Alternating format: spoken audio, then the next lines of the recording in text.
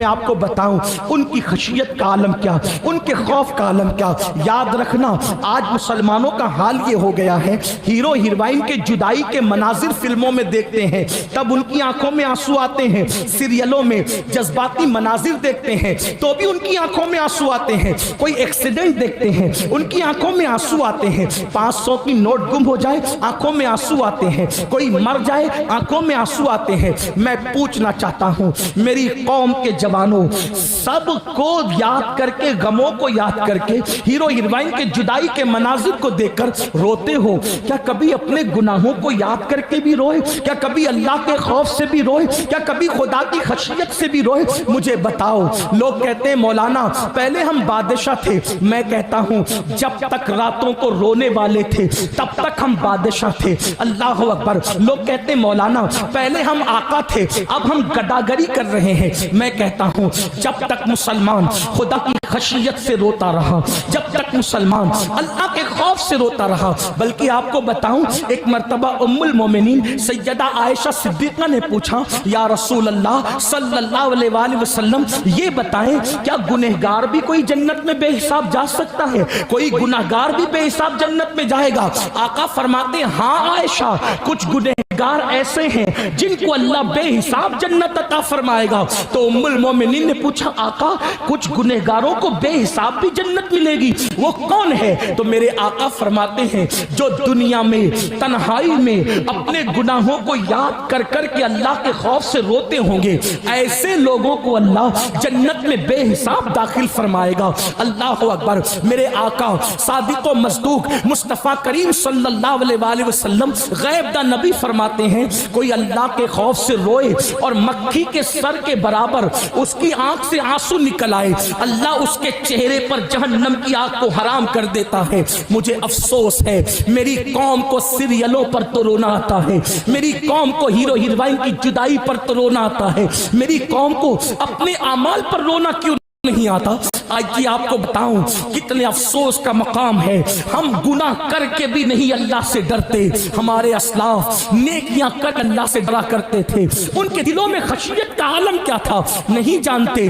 آؤ آپ کو بتاؤں ذرا سے یہ بات ایک مرتبہ نہیں جانتے، آؤ آپ کو بتاؤں ذرا دل کے کانوں سے یہ بات سننا۔ ایک مرتبہ میرے اور آپ کے امام، امام الائمہ، سراج الامہ، کاشف الغمہ، سیدنا نعمان بن ثابت، کروڑوں حنفیوں کے امام اعظم ابو حنیفہ عشاء کی نماز پڑھاتے ہیں اور دوران نماز عشاء آپ سورت کی تلاوت کرتے ہیں اذا زلزلت الارض زلزالہا واخرجت الارض اثقالہا وقال الانسان ما لہا یومئذ تحدث اخبارہا ان ربک اوحی لہا۔ یہ سورت پڑھتے ہیں۔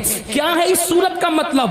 بڑی معذرت کے ساتھ ایک بات کہوں، اگر گانوں کا مفہوم یاد نہ ہو تو ڈکشنری لے کر بیٹھتے ہو، لیکن کبھی قرآن کا مطلب یاد نہ ہو تو اس کے لیے بھی کسی کے پاس بیٹھنے کی توفیق ہوئی ہے۔ آپ کو بتاؤں حالات کتنے بدتر ہوتے جا رہے ہیں، پیدائشی مسلمانوں کو ایمان اور اسلام کی کوئی اہمیت نہیں ہے۔ بڑی معذرت کے ساتھ ایک مرتبہ یورپ کی سرزمین پر ایک مسجد کے اندر ایک عیسائی داخل ہوا اور اپنے مسلمان دوست کے ساتھ، کتنے حیرت اور حالات کیسے ذرا سوچو، اپنی تباہی کسی اور کا دیا ہوا نہیں ہے، اپنی تباہی اپنی اوقات، اپنے حالات، اپنے معاملات کی وجہ سے ہے۔ اللہ اکبر، اللہ اکبر۔ عیسائی اپنے مسلمان دوست کے ساتھ مسجد میں آتا ہے، آنے کے بعد تلاوت سنتا ہے، دعا سنتا ہے، ڈسپلین دیکھتا ہے، اپنے دوست سے پوچھتا ہے یہ کون ہے؟ کہا یہ ہمارا امام ہے۔ یہ کیا پڑھ رہا تھا؟ قرآن۔ کیا مطلب ہے؟ پتہ نہیں۔ دعا میں کیا پڑھ رہا تھا؟ پتہ نہیں۔ امام صاحب سے پوچھ لو، امام صاحب پڑھ رہے تھے کیا مطلب؟ میری طرح کوئی ہوگا؟ نہیں پتہ مجھے۔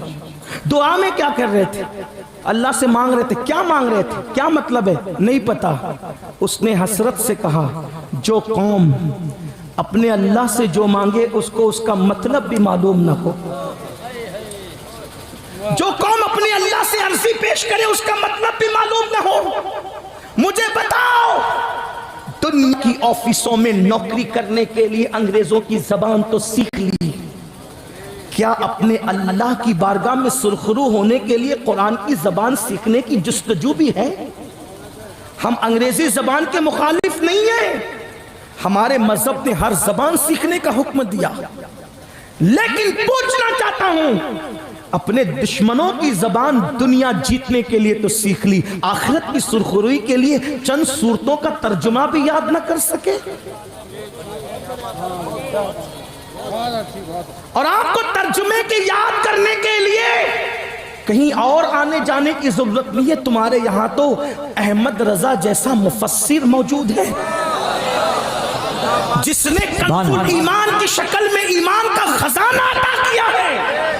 ترجمے کی ندرتوں کا عالم یہ ہے کہ مولوی عبدالکریم پاریک جیسا مفسر قرآن جو دوسری جماعت کا ہے، وہ کہتا ہے کہ میں نے مولانا کا احمد رضا کا ترجمہ پڑھا اور باس تاجر پڑھ کے آیتوں کا اس نتیجے پہ پہنچا۔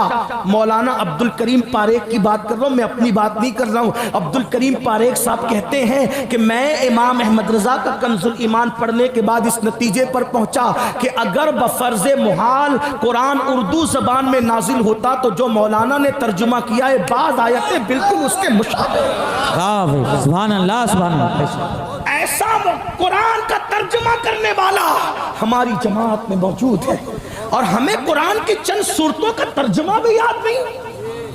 تو عرض یہ کر رہا تھا قرآن کے ساتھ رونا، تلاوت کے ساتھ رونا یہ لوازمات قرآن میں سے، آداب تلاوت میں سے، لیکن ہم نے تو آیت کی عذاب کو گا کر کے اور خوش لہانی سے پڑھ لیا۔ آپ کو پتہ ایک مرتبہ ابن مسعود نے قرآن پڑھا رضی اللہ تبارک و تعالیٰ عنہ، معلم الامہ عبداللہ ابن مسعود قرآن پڑھتے، حضور نے فرمایا ابن مسعود قرآن تو پڑھ لیا، اس کا ساز و سامان اس کے ساتھ کہاں ہے؟ تو حضور وہ کیا ہے؟ فرمایا قرآن حسن کے لہجے پہ اترا ہے، جب بھی قرآن پڑھا کرو تو رونے کے لہجے میں پڑھا کرو، رونا نہ آئے تو کم سے کم رونے جیسی صورت بنا لو۔ لیکن ہمارا حال تو پہلی بات تو قرآن سنتے نہیں، قرآن سنتے نہیں،